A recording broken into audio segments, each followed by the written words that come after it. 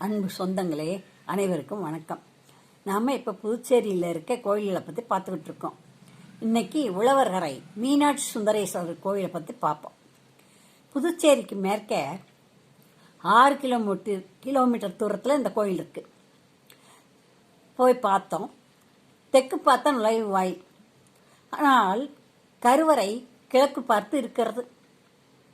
நுழைவு வாயில் மேலே மீனாட்சி சுந்தரேஸ்வரர் ரிஷப வாகனத்தில் அமர்ந்த கோலமாய் சுதை சிற்பமாய் காட்சி தருகிறார்.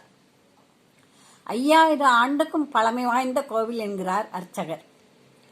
மூல விக்கிரகங்கள் பழமையானவை, ஆனால் காலத்தின் கோலத்தால் அழிந்து போன கோவிலை புதுப்பித்து கட்டியுள்ளனர். கற்கட்டிடங்கள் இல்லை, அரைத்த சுண்ணாம்பும் செங்கல்லும் வைத்து கட்டிய சுவர்கள் தான் இருக்கின்றன. கோவில் கட்டு முடித்து சுற்றுச்சுவர் கட்ட வானம் தோண்டி இருக்கிறார்கள். அந்த சமயம் ஒரு சிவலிங்கம் கிடைத்ததாம். அந்த லிங்கம் அகத்தியரால் இங்கு ஆசிரமம் அமைத்து தங்கியிருந்த போது அவர் வைத்து வணங்கிய லிங்கம் என்று அந்த கல்வெட்டில் பார்த்திருக்கிறார்கள். சிவபெருமான் கிழக்கு பார்த்து காட்சி தருகிறார். அதே மண்டபத்தில் மீனாட்சி அம்மை தெற்கு பார்த்து காட்சி தருகிறார். அதே மண்டபத்தில் கருவறை தனித்தனியாக உள்ளது.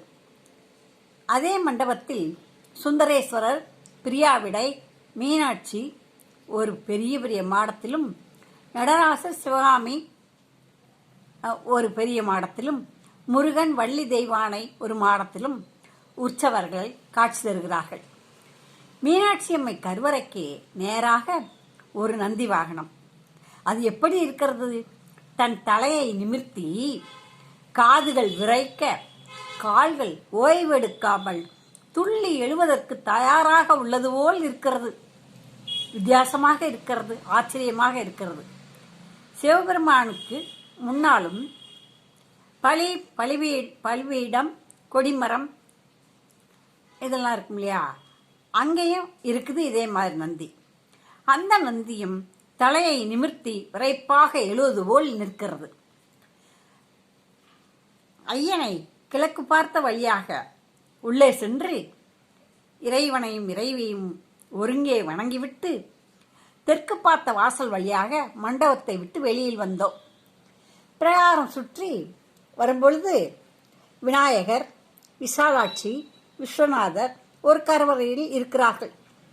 அடுத்து மண்டபத்தின் இடப்பக்கம் வள்ளி தெய்வானை, சுப்பிரமணியர் கிழக்கு பார்த்த தனி சன்னதியில் தரிசனம் தருகிறார்கள்.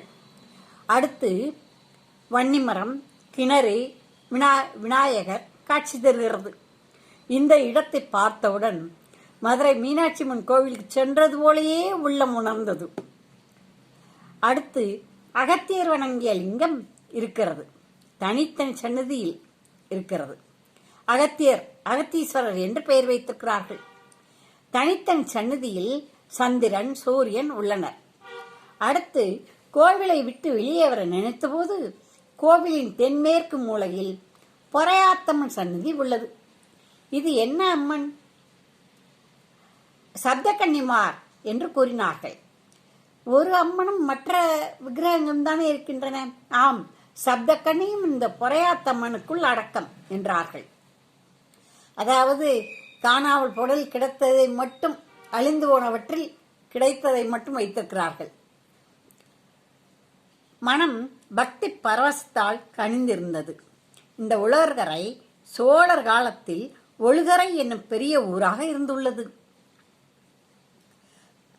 புதுச்சேரியும் வில்லியனூரும் இந்த ஊரின் உள்ளடக்கமாக இருந்திருக்கிறது. அகத்தியர் ஆசிரமம் அமைத்து சிவலிங்கம் பிரதிஷ்டை செய்து தவம் இயற்றி தமிழ் மக்களுக்கு தமிழ் புகட்டி வந்ததால் அகத்தீஸ்வரம் என்னும் பெயராக வழங்கியிருக்கிறது. இந்த கோவில் கிபி 1725 வரை கற்றளி கோவிலாக மற்ற கோயில்களைப் போல நல்ல நிலைமையில் இருந்ததாகவும், ஒரு ஆதீனம் வைத்து நிர்வகித்து வந்ததாகவும், அந்த ஆதீன கர்த்தர் பெயர் சேப்பந்தரோன் என்றும் அவர் வயதானவர் என்றும் அவரின் தாடியும் தலைமுடியும் வெள்ளை நிறத்தில் 1.5 அடி நீளம் இருந்தது என்றும், அவர் எதிரே நிற்கும் கோவில் அர்ச்சகர்கள் கைகட்டி ஒரு விரலால் வாய் பொத்தியபடி பேசினார்கள் என்றும் தன் டைரியில் குறிப்பிட்டிருக்கிறார் இந்த ரோன். இக்கோவில் உற்சவத்தின் போது வேதபுரீஸ்வரர் கோவில் உற்சவமும் நடந்திருக்கிறது. அப்போது வேதபுரீஸ்வரர் கோவில் உற்சவமூர்த்திகள் இங்கு வந்து தங்கி உபசரிக்கப்பட்டு 3ஆம் நாள் தான் கோவிலுக்கு சென்றிருக்கிறது. இந்த கோவிலில் சிவனுக்குரிய விழாக்கள் எல்லாம் நடைபெறுகிறது. ஆனாலும் இப்போதும் மீனாட்சி திருக்கல்யாணம், சித்திரை மாதம் மீனாட்சி திருக்கல்யாணம் மதுரையில் நடப்பது போல் சிறப்பாக அழைப்பிதழ் அடித்து ஊர் வழங்கி விருந்தோம்பல் செய்து மொய் வாங்கி மணமக்களிடம் ஆசை வாங்கி செல்வார்கள் மக்கள். இப்படியாக இவ்விழா சிறப்பாக நடக்கிறது. நன்றி.